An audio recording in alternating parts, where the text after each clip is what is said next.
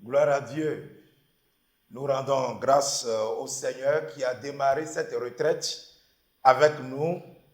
Nous avions commencé depuis jeudi par la JCK et aujourd'hui, nous sommes au dernier jour plein de la retraite et nous venons cette fois-ci à un message très important, le dernier message de la série des messages sur la vie des croyants. Et c'est un message très important. À cette croisade et cette retraite mondiale basée sur Emmanuel, j'ai la pleine conviction que le Seigneur nous a bénis abondamment. Et comme nous clôturons cette retraite avec ce message très important, ma prière, c'est que le Seigneur puisse vraiment déverser encore de plus grandes bénédictions sur chacun de nous dans le nom de Jésus. Alors, je vais vous prier de bien vouloir vous tenir debout pour la prière. Je vous attends. Tenez-vous debout pour la prière. Père Céleste, nous voulons vraiment te dire merci. Nous voulons célébrer ton nom pour ta bonté sur nous. Nous voulons magnifier ton nom pour tout ce que tu nous as fait. Nous pouvons dire Ebenezer. Jusqu'ici, l'Éternel nous a secourus. Tu as été avec nous depuis le début de ce programme et tu as déversé d'abondantes bénédictions sur nous. Et ton souhait maintenant, c'est que nous puissions, dès notre retour, nous puissions te rester fidèles jusqu'à la fin. Seigneur, je prie comme tu veux nous parler de la fidélité pas n'importe qui, la fidélité au roi des rois. Je prie que la grâce pour rester fidèle, accroché au Seigneur jusqu'à la fin, soit accordée à chaque frère, à chaque sœur participant à cette retraite au nom de Jésus. Dispose nos cœurs maintenant et que ta parole trouve place dans chaque cœur. Seigneur, affranchis ceux-là qui sont encore sous le joug de la fatigue, de la faiblesse. Je prie que tu leur renouvelles la force, l'ardeur, afin que chacun puisse rester attentif à ta parole. Oint ton serviteur, oint tous les interprètes. Nous voulons vraiment te dire merci. Oint également tous les techniciens, afin que ce message puisse porter loin. À toi la gloire, Seigneur. Au nom puissant de Jésus, nous avons prié. Je veux entendre un bon amen. Nous rendons grâce au Seigneur qui nous conduit pas à pas donc à la fin. Nous considérons cette fois-ci le livre des Actes des Apôtres, Actes chapitre 20, et je considère à partir du verset 17. Actes chapitre 20, le verset 17. Cependant, de Milet, Paul envoya chercher à Éphèse les anciens de l'église. Le verset 18, et lorsqu'il fut arrivé vers lui, il leur dit, vous savez de quelle manière, depuis le premier jour où je suis entré en Asie, je me suis sans cesse conduit avec vous. Paul était à Éphèse. Maintenant, après les 3 ans à Éphèse, il voulait partir. Et maintenant qu'il voulait partir, dans le verset 19, il dit, servant le Seigneur en toute humilité et avec larmes et au milieu des épreuves que me suscitaient les embûches des Juifs. Paul était resté avec eux depuis le premier jour qu'il était allé en Asie et il servait le Seigneur. Maintenant, la Bible dit dans le verset 22, et maintenant voici, lié par l'Esprit, je vais à Jérusalem, ne sachant pas ce qui m'y arrivera. Seulement, de ville en ville, l'Esprit Saint m'avertit que des liens et des tribulations m'attendent. Maintenant, au verset 24, si tu étais à la place de Paul, maintenant que j'ai fini ma mission à Éphèse, je vais maintenant à Jérusalem. Je croyais que, comme là-bas c'est le siège de l'église, les gens allaient bien me recevoir. Mais l'apôtre dit, de ville en ville, l'Esprit Saint m'avertit que des tribulations m'attendent, des liens m'attendent. Mais alors, qu'est-ce qu'il a fait au verset 24? Mais je ne fais pour moi-même aucun cas de ma vie, comme si elle m'était précieuse, pourvu que j'accomplisse ma course avec joie et le ministère que j'ai reçu de qui? Du Seigneur Jésus, d'annoncer la bonne nouvelle de la grâce de Dieu. L'apôtre Paul avait commencé. Et maintenant, lors de son ministère, il avait parcouru beaucoup de problèmes, beaucoup de tribulations. Vous savez, il est souvent dit C'est un adage populaire qui dit souvent, c'est dans le malheur qu'on connaît les vrais amis. C'est dans le malheur qu'on connaît les vrais amis. Il y a des gens, quand ils suivent le Seigneur, qui a l'abondance, qui a la joie, il y a le bonheur, il y a à manger, il y a à boire, il y a à se vêtir, il y a le travail, il y a l'enfant, il y a la femme, il y a tout. Eh bien, ils suivent parfaitement le Seigneur. Ils suivent joyeusement le Seigneur. Ils sont contents de suivre le Seigneur. Il n'y a pas de problème. Mais lorsque les liens surviennent, lorsque les tempêtes arrivent, lorsque les problèmes viennent, qu'est-ce que vous voyez? Il y a certains chrétiens qui jettent l'éponge. Ils abandonnent la foi. À cause des épreuves, à cause des difficultés, ils abandonnent la foi et ils ne continuent plus dans la foi. L'apôtre Paul dit, moi, par la grâce de Dieu, je ne suis pas comme cela. L'apôtre Paul était un croyant, un serviteur de Dieu qui avait eu beaucoup d'attaques. Mais l'apôtre Paul, la Bible nous montre ici, il dit que moi, je ne fais aucun cas de ma vie. Il dit dans le verset 18, lorsqu'il fut arrivé vers eux, il leur dit, vous savez de quelle manière, depuis le premier jour où je suis entré en Asie, je me suis sans cesse conduit avec vous, servant le Seigneur. Je n'ai pas abandonné le Seigneur, servant le Seigneur en toute humilité, avec larmes et au milieu des épreuves que me suscitaient les embûches des Juifs. Il dit, je n'ai pas abandonné le Seigneur à cause des embûches des Juifs, à cause des difficultés. Même autant des larmes, autant des douleurs, autant des pleurs, je servais le Seigneur. Dans le chapitre suivant, Actes chapitre 21, vous verrez toujours l'apôtre Paul parler de sa vie. C'est pourquoi nous considérons ce message, la série des messages de la vie des croyants. Nous parlons de notre fidélité à Christ dans les temps difficiles. La fidélité à Christ dans les temps difficiles. Quoi qu'on dise, il y aura toujours des temps de difficulté, des temps de problèmes. L'apôtre Paul dit, moi, je servais toujours le Seigneur, servant le Seigneur. Je n'ai pas abandonné le Seigneur. Il dit, je ne fais aucun cas de ma vie. Acte 21, verset 10. Comme nous étions là, depuis plusieurs jours, un prophète nommé Agabus descendit en Judée. Et il vint nous trouver. Il prit la ceinture de Paul, se liant les pieds et les mains, et dit, voici ce que déclare le Saint-Esprit. Qu'est-ce que le Saint-Esprit dit? L'homme à qui appartient cette ceinture, les Juifs le lieront de la même manière à Jérusalem et le livreront entre les mains des païens. Verset 12, quand nous entendîmes cela, nous et ceux de l'endroit, nous prions Paul de ne pas monter à Jérusalem. C'est bon parfois de sympathiser avec ceux qui souffrent. Et c'est ce qui est d'ailleurs normal. Les gens sympathisaient avec l'apôtre Paul. Pour dire, Paul, nous te supplions, ne va pas à Jérusalem. Verset 13, parce que les gens se sont préparés pour te livrer aux païens. Tu vas souffrir.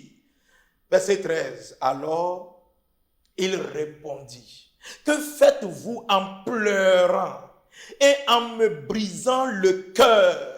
Lisons ensemble ce qui suit maintenant. Je suis prêt, que tout le monde le dise, je suis prêt, non seulement à être lié, mais encore à mourir à Jérusalem pour le nom du Seigneur Jésus.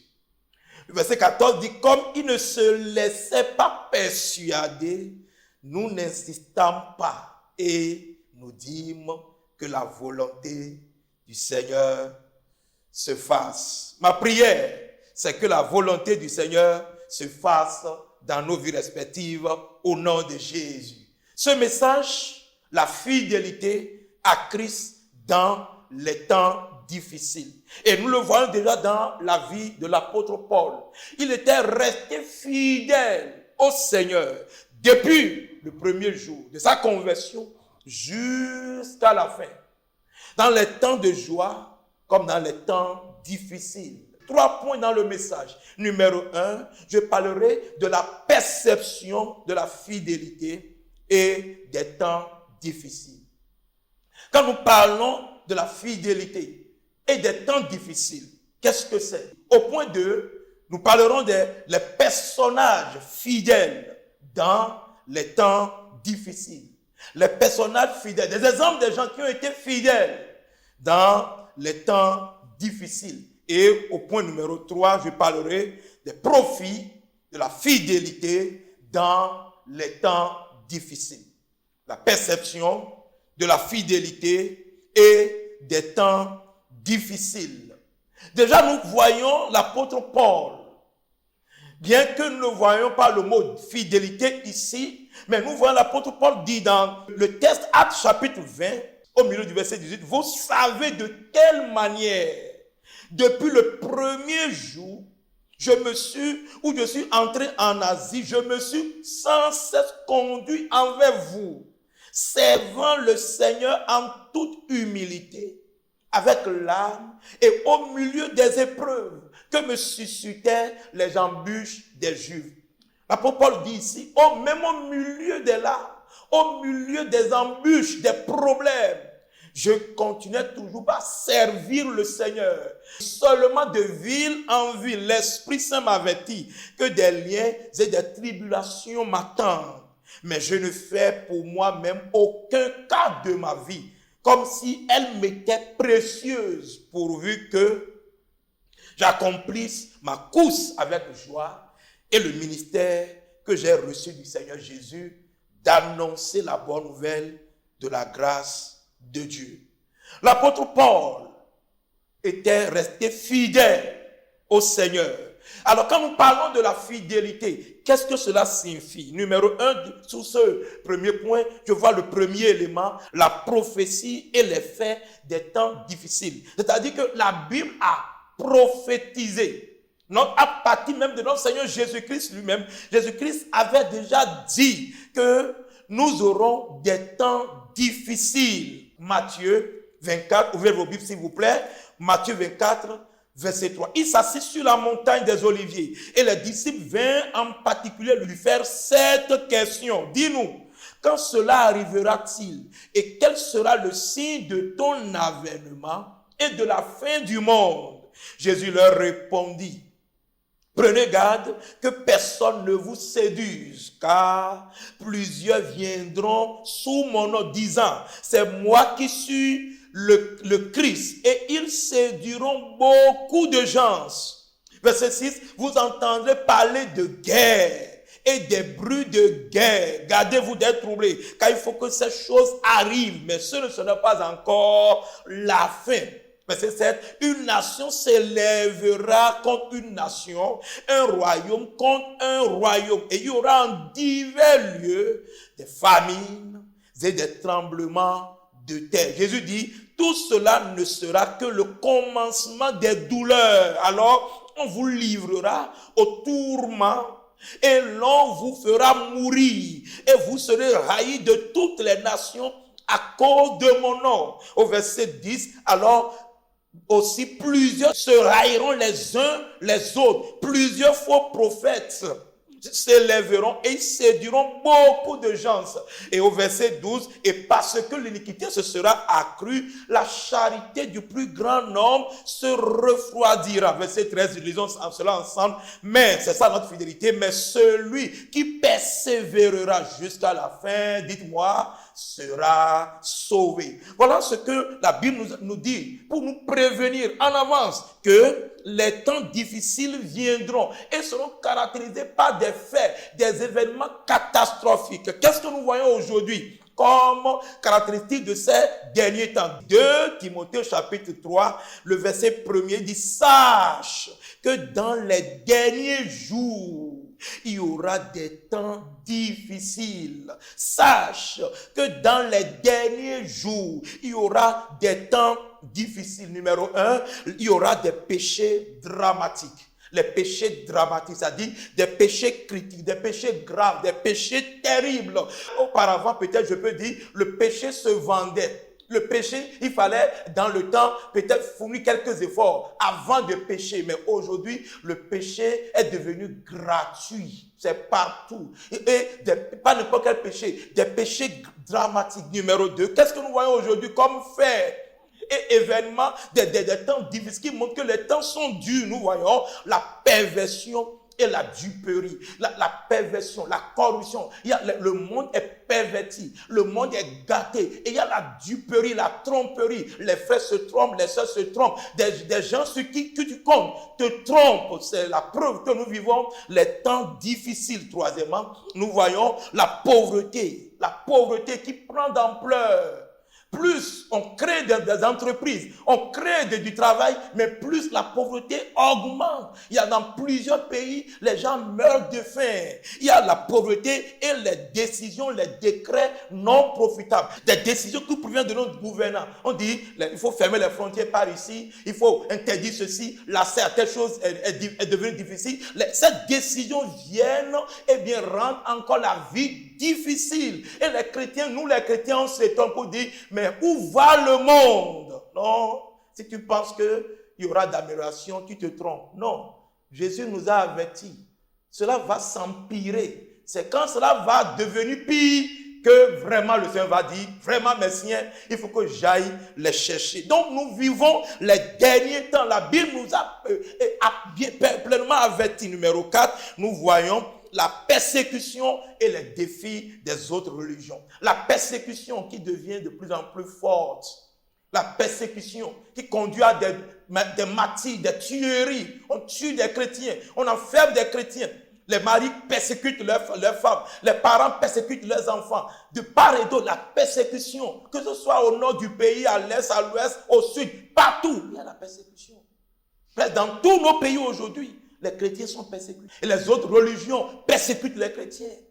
Donc, bien aimés, cela ne doit plus nous surprendre. Cinquièmement, qu'est-ce que nous voyons? Nous voyons la pénurie et le découragement. Vous voyez, on se tracasse, on fait tout, mais on trouve les moyens très peu. Les moyens sont très peu. Les parents chrétiens se disent, mais où vais-je trouver les moyens pour donner l'éducation normale, l'éducation de qualité à mes enfants? Et parfois, on se décourage.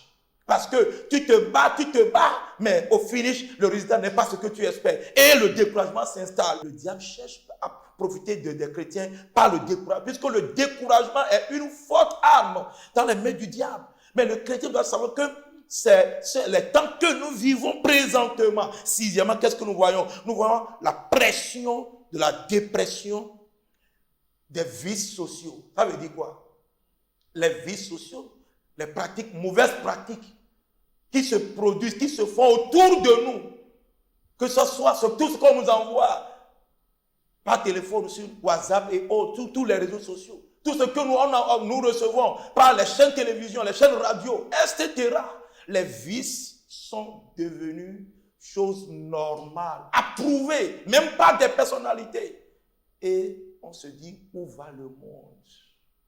On est déprimé. Les temps sont durs, mes frères et sœurs, en Christ. Septièmement, les problèmes diaboliques. Le diable multiplie ses attaques. Parce que le diable, lui, n'accepte jamais qu'il a échoué. Il multiplie ses attaques de gauche et droite. Alors, nous devons comprendre que tout cela nous montre que c'est les derniers temps et nous avons le devoir de rester fidèles au Seigneur. Huitième, enfin, c'est la prolifération des doctrines erronées. Les faux prophètes. La prolifération des doctrines erronées. Les faux prophètes sont là, autour de nous. Et ils prennent tout le temps des initiatives. Le christianisme est devenu un marché de concurrence. Si tu ne veilles pas, les faux prophètes vont t'arracher de la saine doctrine, de la vérité, et te conduisent dans le faux. Donc voilà pourquoi le Seigneur nous invite, le Seigneur nous appelle. qu'en dépit de tous ces problèmes, que nous puissions rester fidèles. Numéro 1, la prophétie et les faits des temps difficiles. Deuxième élément ici, la perception de la fidélité dans les temps difficiles. Alors, pendant qu'il y a toutes ces difficultés, ces temps difficiles, qu'est-ce que le Seigneur nous demande? Apocalypse chapitre 2, je lis à partir du verset 8. Écrit à l'ange de l'église de Smyrne. Voici ce que dit le premier et le dernier, celui qui était mort et qui est revenu à la vie. Je connais ta tribulation, tout ce que tu traverses. Le Seigneur dit, je connais.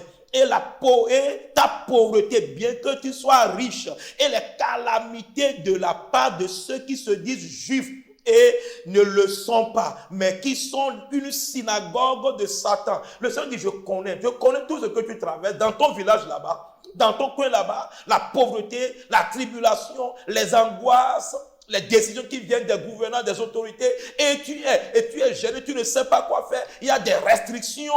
Le Seigneur du verset 10, ne crains pas ce que tu vas souffrir. Ne crains pas ce que tu vas souffrir. Voici, le diable jettera quelques-uns de vous en prison, afin que vous soyez éprouvés. Vous voyez? Afin que vous soyez éprouvés. Et vous aurez une tribulation de 10 jours. Ça veut dire quoi? Une tribulation de peu de temps. Une tribulation de quelques moments. Maintenant, la recommandation, il dit quoi? Le Seigneur dit, sois fidèle. Lisons ça ensemble. Sois fidèle jusqu'à la mort et je te donnerai la couronne de vie. Tu l'auras. C'est le plan du Seigneur, ça. Que nous soyons fidèles. Il dit, ne crains pas ce que tu vas souffrir. Alors, c'est quoi la fidélité au Seigneur? La fidélité à Jésus. Dans les temps difficiles, dans les moments difficiles, numéro 1, c'est la constance et la fermeté en dépit de l'adversité. C'est la constance. Tu es constant. Tu es constant, c'est-à-dire tu restes au même, tu restes au même lieu, au même endroit, sans retourner en arrière. La constance et la fermeté en dépit de l'adversité. C'est ça, la fidélité. Deuxièmement, c'est quoi la fidélité? La fidélité, c'est la continuation dans la foi en dépit des attaques. Tu continues dans la foi. Tu ne dis pas non, comme il y a la persécution, comme la pauvreté devient de trop, je vais céder un peu. Et en tant que jeune fille, en tant que femme mariée, mon mari ne me soutient plus. Mon mari ne me donne plus tout le nécessaire. Donc je vais céder un peu. Je vais abandonner la foi. Je vais rentrer dans l'adultère. Non, pas du tout, ma soeur.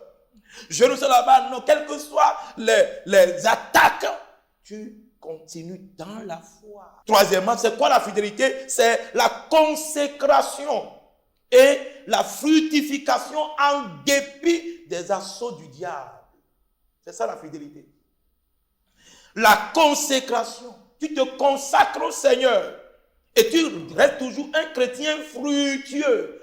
Tout ce que tu as appris à ce programme, tu gardes cela dans ton cœur et tu vas les fructifier, tu vas les multiplier. C'est-à-dire, tu portes des fruits de tout ce que tu as écouté à ce programme. Et tu te dis, je serai un chrétien prospère. Parce qu'Emmanuel est avec moi. Même si le diable m'envoie des assauts. Quatrièmement, c'est la concentration et la focalisation en dépit des attractions. Les amis vont t'attirer. Les parents, les autres membres de ta famille vont t'attirer. On dit, viens pour telle cérémonie. Les cérémonies après enterrement. Plusieurs cérémonies. Mais tu restes concentré, focalisé. J'ai mis la main à la charrue, je ne regarderai pas derrière.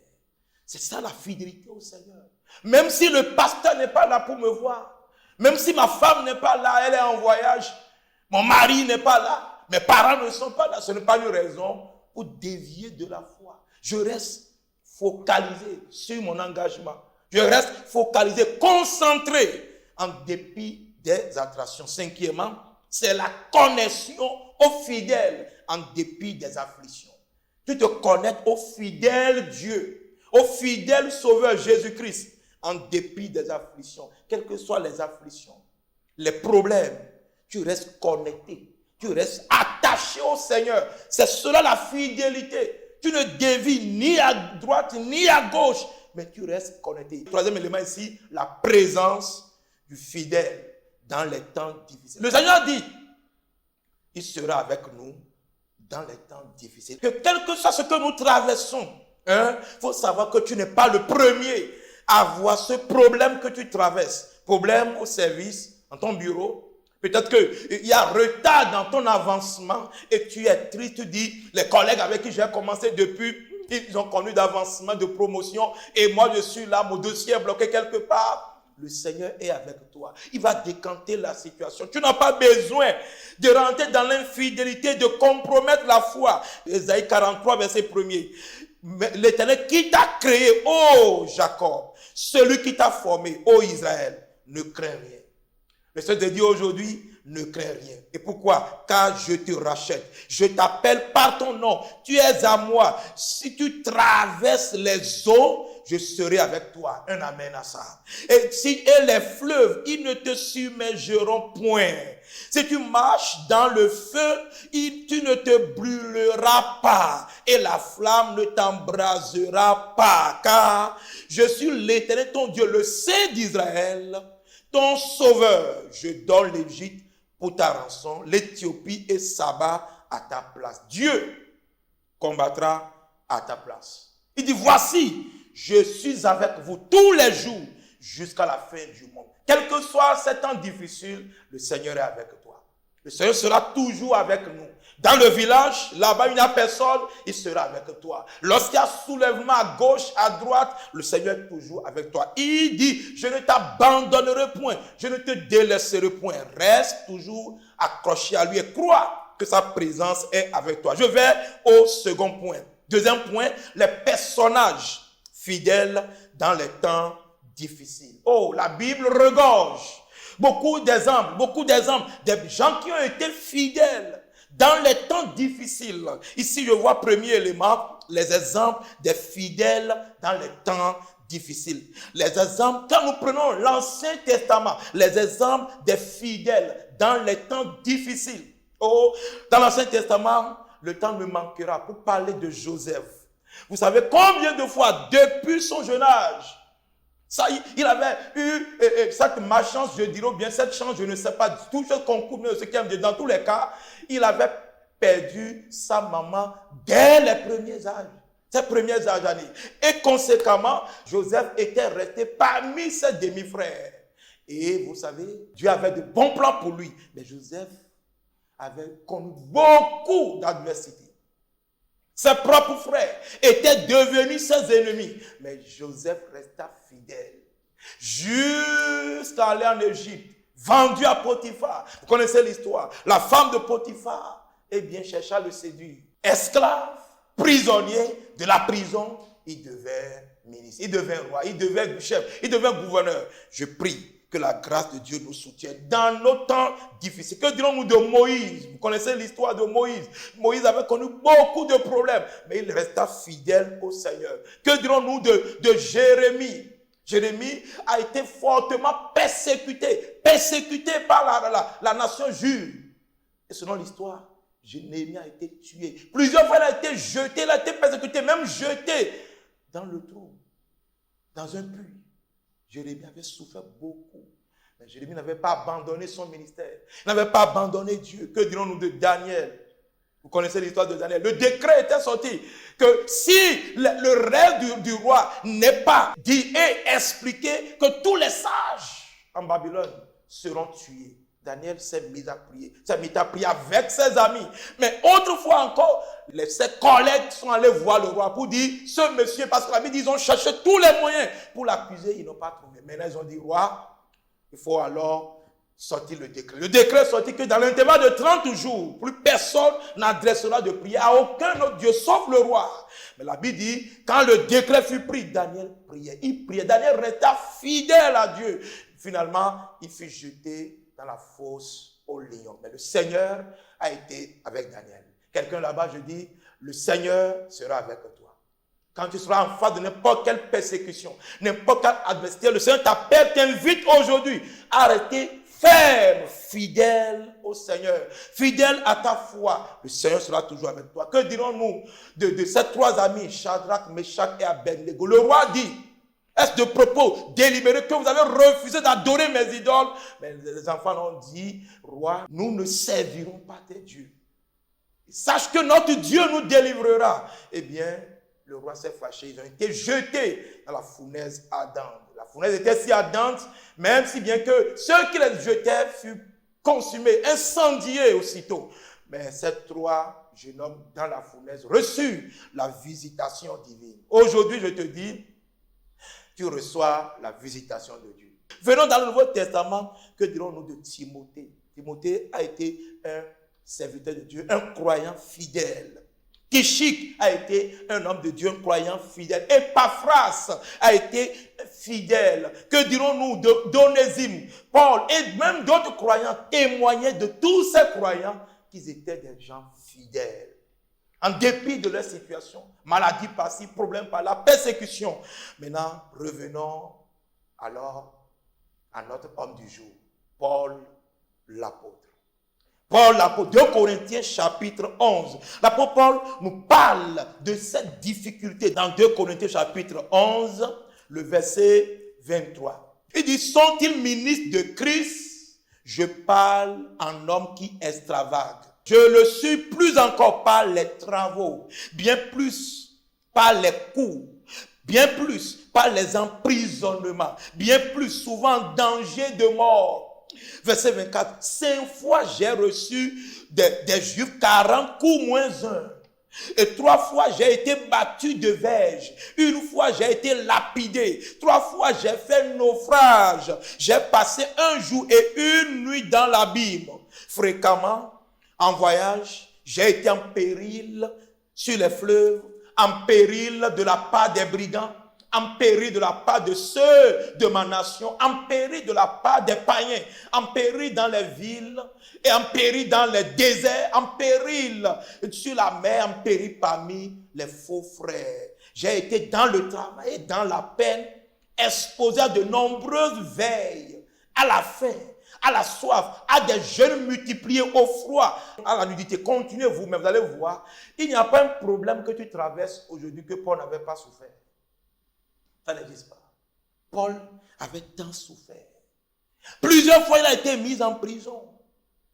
Et maintenant, lors de son 3e voyage, il fut arrêté, mis en prison à Rome, où il passa 2 ans en prison à Rome.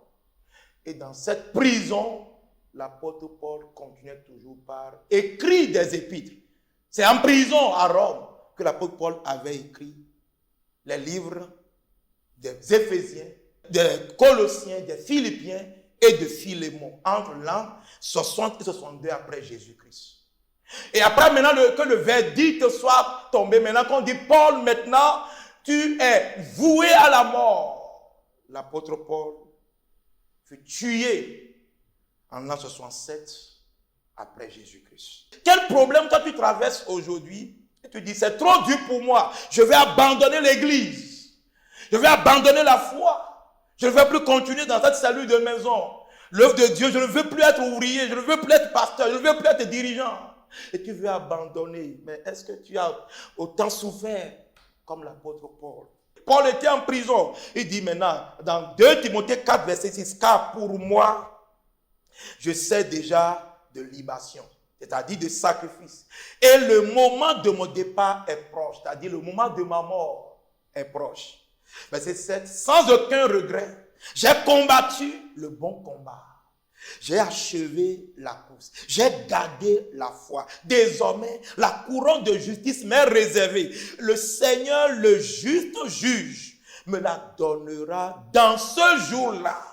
Et non seulement à moi, mais encore à tous ceux qui auront aimé son avènement. Bien-aimé, l'apôtre Paul est un grand exemple pour nous en matière de fidélité à Jésus dans les temps difficiles. Deuxième élément ici, l'exigence de la fidélité dans les temps difficiles. Le Seigneur nous dit, voyons ce que notre Seigneur lui-même nous dit, l'exigence de la fidélité. Le Seigneur veut que nous soyons fidèles même dans les temps difficiles. Luc chapitre 12. Et le Seigneur dit, quel est donc l'économe fidèle et prudent que le maître établira sur ses gens. Luc 12, 42. Pour qu'il leur donne la nourriture au temps convenable. Verset 43. Heureux ce serviteur que son maître à son arrivée trouvera faisant ainsi. Je vous le dis en vérité, il établira sur tous ses biens. Le Seigneur exige que nous soyons fidèles. Fidèles en toutes choses, dans les grandes choses comme dans les moindres choses. C'est l'exigence du Seigneur. 1 Corinthiens chapitre 4. 1 Corinthiens chapitre 4, verset 1er. Ainsi qu'on nous regarde comme des serviteurs de Christ. 1 Corinthiens 4, verset 1er. Qu'on nous regarde comme des serviteurs de Christ. Certains disent, moi je ne suis pas ouvrier, donc je suis simple membre, et alors je peux faire ce que je veux. Non, c'est le même sacrifice de Jésus qui a affranchi le pasteur, l'ouvrier là-bas, le leader là-bas. C'est le même sacrifice qui t'a aussi affranchi. Jésus a payé le même prix pour nous tous. La Bible dit qu'on nous regarde comme des serviteurs de Christ et des dispensateurs des mystères de Dieu. Verset 2, tout le monde, 1, 2, 3. Du reste, ce qu'on demande des dispensateurs, c'est que chacun soit trouvé comment? Fidèle. Dis à celui qui est à côté de toi, je serai fidèle. Je ne t'entends pas, dis-le lui. Je serai fidèle. Le Seigneur exige que nous soyons fidèles. Et cette exigence du Seigneur ne veut pas dire seulement que nous soyons fidèles en temps d'abondance et de joie. Non. Ce n'est pas seulement quand les choses vont bien, j'ai trouvé mari, j'ai trouvé travail.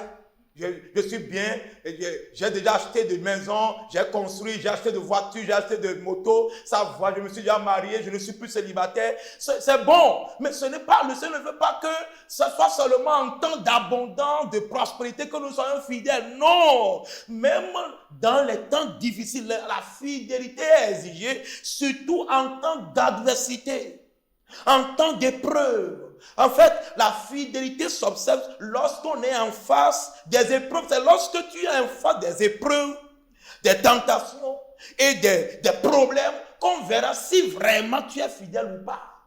C'est pourquoi je disais au départ que c'est dans le malheur qu'on connaît les vrais amis. Donc, Dieu veut voir, est-ce que c'est parce que tu es béni seulement que tu lui es fidèle, que tu viens à l'église? Et quand maintenant il y a des problèmes, on ne te voit plus à l'église. Non, la fidélité est le test de notre foi. C'est le test de notre vie chrétienne. C'est le test de notre vie de justice et de pureté. Quand il y a problème, Dieu veut voir si nous lui serons toujours fidèles. Nous allons toujours garder cette vie de pureté, de justice, ou bien nous ferons comme les païens et devenir comme des caméléons. Quand tu es à l'église, on sait que tu es fidèle. Mais quand tu quittes l'église, c'est fini. Tu deviens comme un païen. Donc, tu te fais comme les païens. Et certains justifient ça. Ils disent, c'est Paul qui a dit ça. Quand je suis avec les faibles, je deviens faible. Non, ce que Paul a dit, c'est très tout à fait différent. Paul dit, quand je suis avec les faibles, je me mets dans leur peau, juste pour leur annoncer l'évangile. Quand je suis avec les gens sans la loi, je me mets comme eux-mêmes, sans oublier que je ne suis pas un homme sans loi. Donc, n'interprétons pas mal les Écritures, bien-aimés. Alors, pour être fidèle au Seigneur, qu'est-ce qu'il faut faire? Il faut renoncer au mal, au moi et au monde. Si tu veux devenir fidèle à Dieu, tu dois renoncer au mal. Partout le mal, le péché se présente, tu dis non, je ne suis pas dedans. Quel que soit l'avantage y afférent, tu dis, tu refuses, tu rejettes. Tu rejettes le mal, tu rejettes le moi, la volonté personnelle, parce que c'est ce qui c'est d'interférence entre l'homme et Dieu. Quand Dieu parle, le moi aussi parle. C'est un ennemi interne à nous, païens comme chrétiens, tout le monde. Il y a cet ennemi interne qui est là, qui veut toujours lutter avec la volonté de Dieu en nous, le moi, la volonté personnelle. Je sais que je dois me marier dans le Seigneur, mais comme mon âge avance, je suis obligé de... Non, il n'y a rien comme ça. Il n'y a rien comme ça. Deuxième chose à faire, regarder à Christ et à la croix. Tu regardes à Christ. Tu regardes à la croix, ayant les regards sur Jésus, le chef et le consommateur de la foi qui, en vue de la joie qui lui était réservée, a souffert la croix, méprisé l'ignominie et s'est assis à la droite du trône de Dieu. Ça veut dire quoi? Mépriser l'ignominie, mépriser l'humiliation. On l'a humilié, on l'a honni. Bien qu'il soit fils de Dieu, Dieu, il a accepté cela. Verset 3 dit, considérez en effet celui qui a supporté contre sa personne une telle opposition de la part des pécheurs, afin que vous ne vous lassiez point l'âme découragée. Voyez, si nous pouvons toujours regarder à Jésus, il n'aura pas de place pour le découragement. Si tu veux regarder aux hommes, mon pasteur m'a dit ici, mon frère, mon dirigeant m'a dit ici, mon coordinateur m'a dit ci, la coordinatrice, la femme du pasteur m'a fait ci. Je ne veux plus revenir à l'église. Je ne veux plus être ouvrier. Mon frère, ce n'est pas le pasteur que tu sais. C'est Dieu. La Bible dit considérez celui qui a supporté comme sa personne une telle opposition. Regardez comment les gens avaient maltraité Jésus. Mais la Bible dit, afin que vous ne vous lassiez point l'âme découragée. Verset 4 dit, vous n'avez pas encore résisté jusqu'au sang en luttant contre le péché. Il y a certains qui disent, pasteur, vous ne savez pas ce qui m'arrive. Qu'est-ce que tu veux dire, mon frère? Qu'est-ce que tu veux dire, ma soeur? Qui n'est pas tenté? Tout le monde est tenté. Mais la Bible dit, tu n'es pas encore arrivé à un degré de cette tentation pour céder. Tu ne dois pas céder. Il dit, vous n'avez pas encore résisté jusqu'au sang. Ah, pasteur, l'argent était toujours là. Je ne voyais pas le propriétaire. Dans le bureau, les dossiers, là sont là, on me dit de signer. Mais j'ai dit non, mais finalement, mais je vois qu'on ne met pas la main sur ceux qui signent ces faux dossiers. Et c'est pourquoi moi aussi, finalement, j'ai décidé de signer le dossier. Ah bon? Tu oublies que c'est un piège. La Bible dit, tu n'es pas encore arrivé au sang. C'est pourquoi il faut toujours regarder à Jésus. Troisièmement, il faut résister au diable et à ses hommes. 1 Pierre 5 nous le dit. Résistez au diable et il fuira loin de vous. 1 Pierre 5 verset 8 à 11. Vous pouvez le noter. 1 Pierre 5, 8 à 11. Résistez au diable et à ses hommes. C'est quatrièmement, reconnaître que nous sommes des soldats de Christ et acceptons souffrir pour lui. 2 Timothée 2, 3, Paul dit, souffre avec moi comme un bon soldat de Christ. Les soldats eux-mêmes savent que quand on rentre dans l'armée, on doit être prêt, on est prêt pour la souffrance. C'est mourir ou vaincre. C'est comme ça, leur credo. Mais aujourd'hui, beaucoup de chrétiens ne sont plus prêts à mourir pour Christ. Et puis, cinquièmement, regardez la couronne qui nous est réservée dans les cieux. Après que nous ayons enduré jusqu'à la fin. Après notre fidélité, il y a la couronne qui nous est réservée jusqu'au ciel. 2 Corinthiens 4, verset 16 à 18. Troisième élément ici, notre engagement, la fidélité dans les temps difficiles. Nous devons nous engager. Nous devons nous résoudre pour dire, quoi qu'on dise, quel que soit ce qui se passe, je suis résolu. Notre engagement, la fidélité dans les temps difficiles. Jean 6, verset 60. Jean 6, verset 60. Plusieurs de ses disciples, après l'avoir entendu dire, cette parole est dure. Qui peut l'écouter? Vous voyez, il y a des gens qui disent aujourd'hui, si tu veux bien servir Dieu, écouter la sainte doctrine, il faut aller à la vie profonde. Maintenant, et on se demande, mais la vie profonde a une autre Bible ou bien quoi? Ce n'est pas aujourd'hui que les gens commençaient par voir que la parole de Dieu est dure. Non. Au temps de Jésus, la Bible dit, les gens disent, cette parole est dure, qui peut l'écouter? Verset 66 dit maintenant, dès ce moment, c'est la tragédie, plusieurs de ses disciples se retirèrent et n'allaient plus avec lui. Vous voyez ça? Plusieurs de ses disciples se retiraient et n'allaient plus avec lui. Verset 67. Jésus donc dit aux 12, et vous, ne voulez-vous pas aussi vous en aller? Quelle question? Jésus te pose aujourd'hui la même question à ce programme, comme nous tendons vers la fin. Jésus te dit, aujourd'hui je te vois à ce programme de retraite, nous allons finir bientôt et nous allons rentrer. Chacun va vaquer à ses activités. Mais Jésus te dit, pendant que d'autres se retirent et retournent au péché, retournent à l'infidélité, aux anciens péchés, et dit, et vous ne voulez-vous pas aussi vous en aller? Verset 68, Simon Pierre lui répondit, Seigneur, à qui irons-nous? Tu as les paroles de la vie éternelle. Ces paroles que tu as entendues ici, ce n'est pas des paroles à acheter à prix d'argent. C'est Jésus seul qui donne la vie éternelle. Pierre dit, et nous avons cru et nous avons connu que tu es le Christ, le Saint de Dieu. Bien-aimés, nous devons nous résoudre comme cela. La persécution et les problèmes vont surgir. Mais nous devons comprendre que les croyants résolus, les chrétiens engagés, la persécution ne les détruit pas. Au contraire, la persécution les forme. La persécution les développe. La persécution les bâtit. Mais ceux qui en font des problèmes, des temps difficiles, qui fléchissent, qui trébuchent, ça veut dire que tu n'es pas un vrai croyant. Ça veut dire que tu n'es pas engagé, résolu à suivre Christ. Lorsque nous sommes engagés à rester fidèles à Jésus, nous ne fuirons pas l'adversité. Nous ne fuirons pas la persécution. Pendant l'évangélisation, on nous arrête, nous n'allons pas fuir. Nous n'allons pas fuir l'œuvre de Dieu pour dire je n'ai pas le temps. Quand on est ouvrier, on n'a pas le temps. Quand on est ouvrier, on n'a plus le temps pour soi. Moi, je sens trop de fatigue. Non! Nous n'allons pas comprimer la foi. Nous n'allons pas dire parce que les temps sont durs, maintenant je n'ai pas trouvé l'argent du loyer, alors je garde de devant moi la dîme qui appartient à Dieu. Vous voyez, il y a des chrétiens qui se comportent comme cela pour dire, c'est quand maintenant j'ai acheté d'argent que je vais payer la dîme. Et ils rentrent dans l'infidélité. Ils ne sont pas fidèles à Dieu dans les dîmes et les offrandes. Les dons sacrificiels, on dit, on va acheter les terrains, on va acheter des équipements, on va construire l'église, on va cotiser. Certains prennent des engagements à l'église et quand ils quittent l'église, c'est fini. Ces vœux-là, ils les mettent de côté. Ils ne sont pas fidèles. Ils volent Dieu. Les dîmes et les offrandes, ils ne donnent pas. Ça, c'est l'infidélité. Le Seigneur nous appelle aujourd'hui à revenir à nous-mêmes. Que les problèmes que nous traversons ne sont pas les premiers et ne seront pas les derniers. Dernier point rapidement pour prier. Les profits de la fidélité dans les temps difficiles.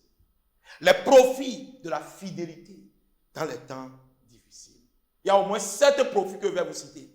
Mais laissez-moi vous dire, frères et sœurs en Christ, avant de quitter cette retraite, sachez que les fidèles, ceux qui sont fidèles au Seigneur, dans les moindres choses, dans les grandes choses, fidèles dans les temps difficiles. La Bible les appelle les héros de la foi. Les héros de la foi. La Bible les appelle aussi les héritiers du royaume. Les héritiers du royaume. La Bible les appelle aussi les conquérants, les vainqueurs. Il y a beaucoup d'appellations, il y a beaucoup d'avantages, beaucoup de profits qui leur sont réservés. Romains 8, verset 17. Romains 8, 17. Or, si nous sommes enfants, nous sommes aussi héritiers. Héritiers de Dieu et co-héritiers de Christ. Si toutefois, il y a une condition, si toutefois nous souffrons avec lui afin d'être glorifiés avec lui. Si tu ne veux pas souffrir pour la cause de Christ, tu dis ma chair me dérange, moi je ne peux pas avoir une seule femme, je dois être un homme polygame. Moi, avec ce qui se passe, je ne peux ne pas mettre toutes ces choses mondaines là sur ma tête en tant que femme. Et tu veux être une femme chrétienne, mais Jézabel. Tu veux être une femme chrétienne, Jézabel, avec les fards, les rouges à lèvres, parce que tu veux plaire au monde. La Bible dit non. Les fidèles, c'est ceux-là qui acceptent souffrir pour lui, d'ici toutefois, nous souffrons avec lui, afin d'être glorifiés avec lui. Ouais. C'est pourquoi dans l'Apocalypse, le Seigneur a répété, nous n'avons pas le temps. Lisez les 2 chapitres, là, de Apocalypse 2 et 3, vous verrez cette expression, celui qui vaincra. Celui qui vaincra, celui qui vaincra, je donnerai, je ferai ci, je ferai ça. Le Seigneur fait beaucoup de promesses aux fidèles. Apocalypse 2, verset 10. Ne crains pas ce que tu vas souffrir. Voici le diable jettera quelques-uns de vous en prison afin que vous soyez éprouvés. Vous aurez une tribulation de 10 jours. Sois fidèle jusqu'à la mort. Je te donnerai la couronne de vie. Verset 11 maintenant. Que celui qui a des oreilles, quelqu'un qui a des oreilles ici, où est la personne? Je veux te voir. Lève la main, où es-tu? Que celui qui a des oreilles entende ce que l'Esprit dit. Pas ce que le pasteur dit, pas ce que la vie profonde dit, ce que l'Esprit dit aux églises. Lisez maintenant le profit. Celui qui vaincra n'aura pas à souffrir la seconde mort.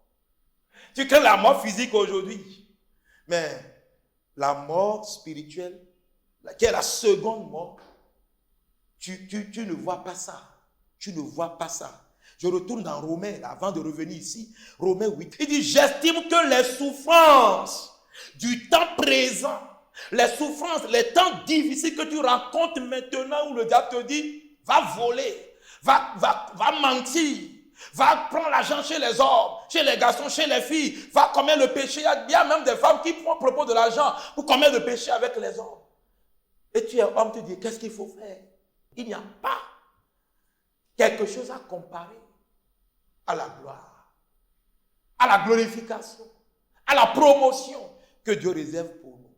Voilà pourquoi, bien-aimés, comme profit de la fidélité, Dieu nous préserve de tout mal. Il y a la préservation de tout mal. Deuxièmement, il y a la protection du Seigneur, la défense du Seigneur. Dieu défend les fidèles. Troisièmement, il y a une parfaite santé. Quatrièmement, il y a les possessions illimitées et éternelles. Puis il a dit, nous avons tout quitté, nous avons suivi. Quel sera notre sort? Jésus dit, vous allez vous asseoir avec moi sur des trônes et vous allez régner avec moi. Il y a des possessions éternelles. Il y a la promotion et l'élévation divine. Il y a la puissance et l'autorité pour régner avec Christ. Et enfin, il y aura le paradis à la fin de toute chose. Le paradis, le ciel. La Bible dit, Psaume 101, verset 6, il dit, j'aurai les yeux sur les fidèles du pays pour qu'ils demeurent auprès de moi. Celui qui marche dans une voie intègre sera mon serviteur. Oh, quel avantage si le chef de l'État, si la première autorité de ton département, de ta commune, dit, viens rester avec moi. Viens rester avec moi. Et ici, le Seigneur, le Dieu Tout-Puissant, le Roi des rois dit, j'aurai les yeux sur les fidèles du pays, les fidèles dans cette église. Au cours de ce programme de retraite, le Seigneur dit, ceux qui s'engagent à lui rester fidèles, j'aurai les yeux sur les fidèles du pays, pour qu'ils demeurent auprès de moi. Celui qui marche dans une voie intègre sera mon serviteur. Moi, par la grâce du Seigneur, je prends la décision de lui rester fidèle. Quelqu'un là-bas. Je prends la décision de lui rester fidèle. Le roi des rois. Laissez-moi vous raconter cette petite histoire avant de prier. Vous savez, il y avait dans un village un monsieur de grosse corpulence. Et il a un fils, un enfant un jour, qui était sorti, qui était allé en ville. Et qui était revenu avec des pleurs. Et le papa, gros, lui demande, mais mon garçon, tu as quoi? Il dit non, c'est un monsieur qui m'a frappé. Et le papa dit, ah bon, qu'est-ce qui s'est passé? Le jeune homme avait certainement offensé l'autre monsieur. Et le monsieur l'a frappé. Maintenant, il va, il pleure, en pleurs, en larmes, il se présente à son papa. Le papa lui dit, d'accord, il t'a frappé. D'accord, ce qu'on va faire, quand nous parlons de ce monsieur gros là, quand tu le vois, tu ne peux pas attendre devant lui. Alors le jeune homme, l'enfant, le papa lui a dit maintenant, viens prendre ma chaussure. Et tu vas prendre ma chaussure, va déposer ma chaussure dans la maison de l'homme qui t'a frappé, en attendant que moi-même je vienne. Et le jeune homme, l'enfant, a pris la chaussure, il est allé déposer la chaussure chez le monsieur. Quand le monsieur, le frappeur, quand il a vu cette chaussure, il dit, quoi? C'est l'enfant de tel. Et je suis mort. Je suis grillé. C'est ce que le diable ne sait pas qui nous sommes. Et parfois nous-mêmes, nous ne savons pas qui nous sommes. Nous avons le roi des rois à nos côtés. Aucun Dieu n'est comparable à lui. Comment abandonner ce Dieu fidèle, ce Dieu qui défend ses enfants, et pour aller servir les idoles, les faux dieux, à cause de l'argent, à cause de quoi? À cause d'un gars, à cause d'une position. Tu veux abandonner la foi, mon frère, ma soeur. Quand le monsieur a vu la chaussure, il est sorti, il dit, venez me secourir. Il a convoqué, il a rassemblé tous les notables du village. Il dit, aidez-moi à supplier monsieur Gros. Aidez-moi à supplier monsieur Gros. Les notables étaient obligés d'intervenir. Et quand le monsieur Gros est arrivé, il dit, ah bon, c'est bon pour toi. C'est bon pour toi. Ce travail que tu as fait, le fait de courir avant de rassembler, négocier avec les notables pour que les notables acceptent se rassembler, ce n'est pas une mince affaire. Ça peut vous dire quoi? Nous, les enfants de Dieu, les enfants du roi, nous sommes les enfants du roi des rois. Il n'y a rien au monde qui puisse détruire cette relation que nous avons avec Dieu. Nous sommes très chers aux yeux de Dieu. C'est pourquoi l'apôtre Paul, pour finir, dit dans Romains 8 au verset 31, que dirons-nous donc à l'égard de ces choses? Si Dieu est pour nous, qui sera contre nous? Si Dieu est pour toi, mon frère, ma soeur, dans ce service, les problèmes que tu rencontres, dans la famille, on m'a arraché tel héritage, on m'a fait aussi à cause de ça, j'irai chez les marabouts. Non! Si Dieu est pour nous, Qui sera contre nous? Lui qui n'a point épargné son propre fils, mais qui l'a livré pour nous, comment ne nous donnera-t-il pas aussi toutes choses avec lui? Qui accusera les élus de Dieu? C'est Dieu qui justifie. Le verset 34, qui les condamnera, verset 35 maintenant, qui nous séparera de l'amour de Christ? Qui? Qu'est-ce qui te séparera de l'amour que tu as pour le Seigneur aujourd'hui? Et comment pas citer? Sera-ce la tribulation, ou l'angoisse, ou la persécution, ou la faim, ou la nudité, ou le péril, ou l'épée, selon qu'il est écrit? C'est à cause de toi qu'on nous met à mort tous les jours, qu'on nous regarde comme des brebis destinées à la boucherie. Verset 37, je ne sais pas si tu es là dans le verset 37 et tu es encore assis là-bas. L'apôtre Paul dit, qu'est-ce qui nous séparera de l'amour de Dieu? Verset 37, lisons le debout, tout le monde, maintenant je vous attends. J'attends ta Bible en main, lève-toi sur tes pieds, lève-toi sur tes pieds. Ta Bible en main, il dit, mais, lisez ça avec moi. Dans toutes ces choses, nous sommes plus que comment? Vainqueurs par celui qui nous a aimés. Car j'ai l'assurance que ni la mort, ni la vie, ceux qui conspirent la mort contre toi, ils pensent qu'ils peuvent te tuer. L'apôtre Paul dit non, ce n'est pas possible. Ce n'est pas possible. J'ai l'assurance que ni la mort, ni la vie, ni les anges, ni les dominations, ni les choses présentes, ni les choses à venir, ni les puissances, ni la hauteur, ni la profondeur, ni aucune autre créature ne pourra nous séparer de l'amour de Dieu manifesté en Jésus-Christ, notre Seigneur. Mon frère, ma soeur, c'est l'heure de dire merci Seigneur, parce que j'ai un Dieu qui m'a tant aimé. J'ai un Dieu qui s'est donné pour moi. Et moi, j'accepte le servir, j'accepte l'adorer, j'accepte le servir jusqu'à la fin de ma vie sur terre. Pas de retour, pas de repos, pas de retraite, pas de regret, pas de compromission, mais je vais m'accrocher à ce Dieu jusqu'à la fin. Quelles que soient les manigances du diable, je lui resterai fidèle. La fidélité à Jésus dans les temps difficiles. Les temps sont difficiles. La Bible l'a prédit. Dieu lui-même le sait. Jésus nous a avertis. Les apôtres en avaient parcouru, mais ils n'avaient pas cédé. Toi, tu ne céderas pas. Je veux t'entendre prier pour dire, Seigneur, je ne vais pas céder. Ne cède jamais. Ne cède jamais à ta tristesse. Jésus connaît ce que tu traverses aujourd'hui, mon frère, ma soeur. Quels que soient tes problèmes, si tu peux avoir la foi, demande la grâce pour accomplir les devoirs qui t'incombent. Même si tes fardeaux sont très lourds et si la tristesse t'accable, regarde le côté éclatant. Prie, tu verras la lumière. Ne cède jamais. Mon frère, ne cède jamais. Ma soeur, ne cède jamais. Ne dis pas mon mari n'est pas là, ma femme n'est pas là, personne ne me voit, je vais faire après confesser. Non, ne cède jamais. Jésus te consolera. Crois au Seigneur. Chante quand tes épreuves sont très grandes. Crois au Seigneur. Prends courage. Ne sois jamais découragé. Il y a un futur pour toi. Jésus allait préparer des places pour toi et pour moi. Il reviendra bientôt nous chercher. Bientôt, tu seras dans la gloire avec Jésus, ton Seigneur. Ne sois jamais découragé. Appuie-toi sur le Seigneur. Demeure dans sa grâce infinie.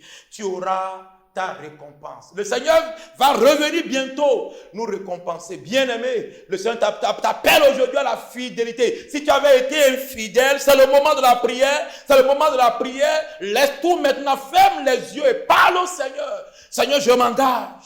Seigneur, je m'engage à la fidélité. Si Joseph a été fidèle, ce n'est pas moi qui serai infidèle. Si Moïse a été fidèle, si Daniel, Jérémie, Meshach, Shadrach, Abednego ont été fidèles, Seigneur, je te serai fidèle. Au service là-bas, il y a la persécution, les collègues mentent sur ton compte. Tu n'es pas le premier, mon frère. Tu n'es pas la première, ma soeur. Reste fidèle comme Daniel.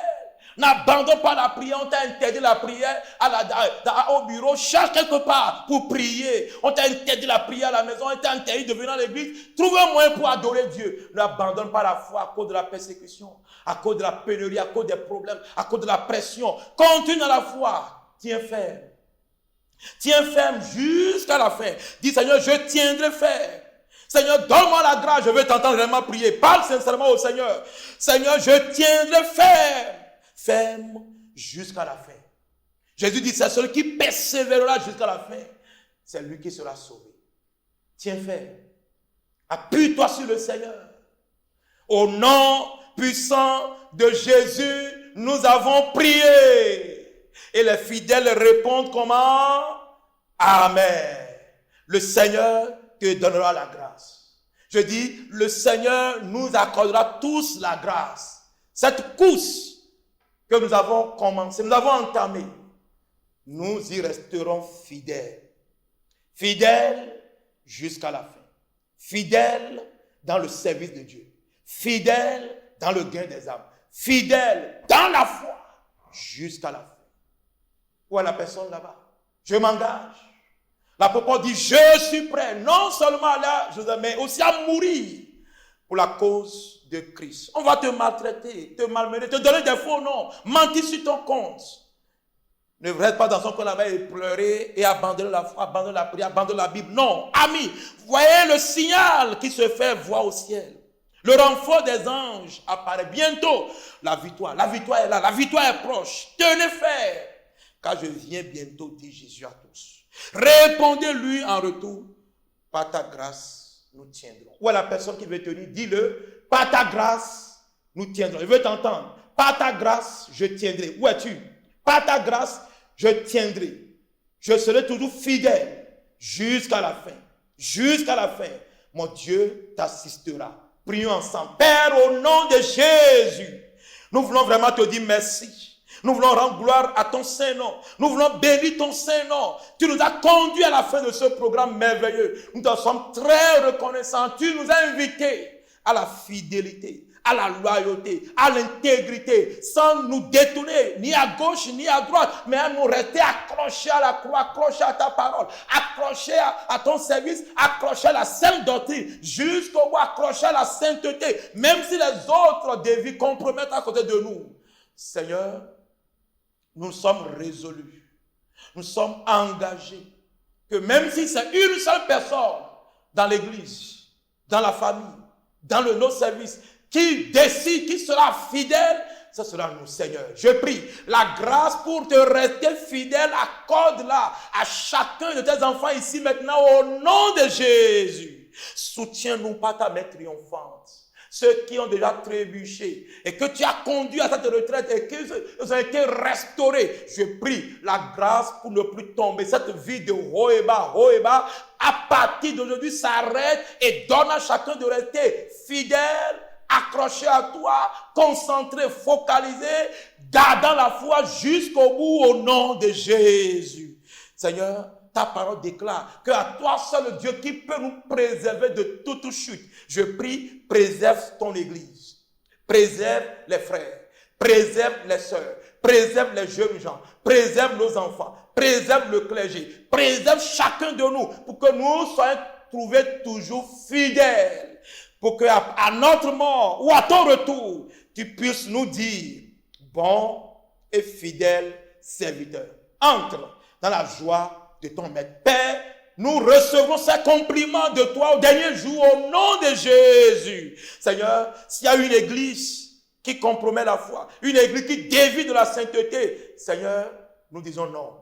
Donne-nous la grâce. Même dans notre coin là-bas, où nous disons que tout le monde compromet, Seigneur, nous te resterons fidèles. Fidèles à la foi de nos pères. Fidèles comme Paul jusqu'à la fin. Où il a dit, j'ai achevé la course. J'ai gardé la foi. La couronne de justice m'est réservée. J'ai combattu le bon combat, papa. Cette grâce pour le faire, donne-la nous au nom de Jésus. Tous ceux qui sont opprimés là-bas, opprimés à cause d'une maladie, à cause d'un problème, ils sont découragés. C'est toi qui as dit, je ne vous abandonnerai point. Je prie, étends ta main maintenant, Seigneur, et délivre tes enfants de tous ces problèmes au nom de Jésus-Christ. Que la joie de te servir soit remplie chaque cœur. Et que, Seigneur, avant le prochain programme, nous soyons toujours debout, forts pour ta seule gloire. Et si la trompette sonne avant le prochain programme, nous nous retrouverons à tes pieds. Merci Seigneur. Au nom puissant de Jésus, j'ai prié. Amen. Au prochain programme, je te verrai encore. Que le Seigneur vous bénisse.